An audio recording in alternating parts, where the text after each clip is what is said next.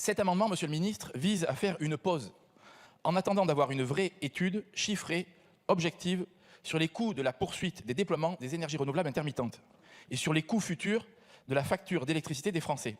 Alors cette étude peut prendre 6 mois, 3 mois ou moins, mais elle permettra ensuite d'être totalement éclairée. L'Agence internationale de l'énergie fait des études dessus et qu'on en rajoute dans le mix électrique, plus le taux de pénétration des sources intermittentes électriques arrive sur le réseau, plus le coût de l'électricité, pas que le coût de production, le coût système, c'est pour ça que j'ai insisté dans les amendements précédents pour prendre en compte le coût système, augmente de façon fulgurante.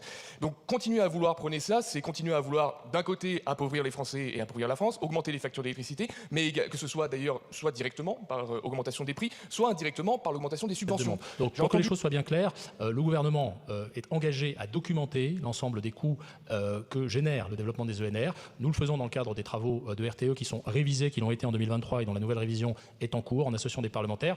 Et je vous invite à vous associer, je donnerai les consignes en ce sens à ces travaux, afin de faire valoir tous les critères que vous jugeriez pertinents. Et donc, cette étude, eh bien, nous nous y engageons très clairement.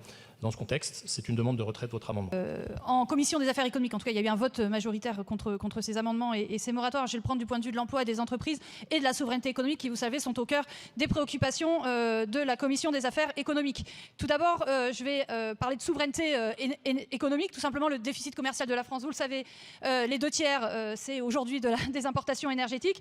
Or, et vous le savez aussi, dans tous les scénarios de RTE, y compris celui qui est plus ou moins voté depuis l'article 3, eh bien, ça demande une montée en charge extrêmement importante, notamment sur l'éolien et le photovoltaïque. Il n'y a pas d'autre solution si nous voulons être souverains en matière énergétique. Vous le savez, c'est du x7 d'ici 2050 en photovoltaïque et c'est encore bien davantage sur l'éolien terrestre et évidemment maritime. Mes chers collègues, on pourrait avoir une étude sur le rendement comparé entre l'investissement public fait aux énergies renouvelables et au nucléaire. Vous verrez qu'il est extrêmement défavorable au nucléaire. Et je voudrais quand même tordre le cou à ce que vous cessez de répéter. Le nouveau nucléaire est 3 fois plus cher qu'un bon nombre d'énergies renouvelables, 3 fois plus cher à la production. Et on ne sait même pas s'il va sortir. Le scrutin est ouvert. Votant 131, exprimé 127, majorité 64, pour 65, contre 62. L'Assemblée a adopté.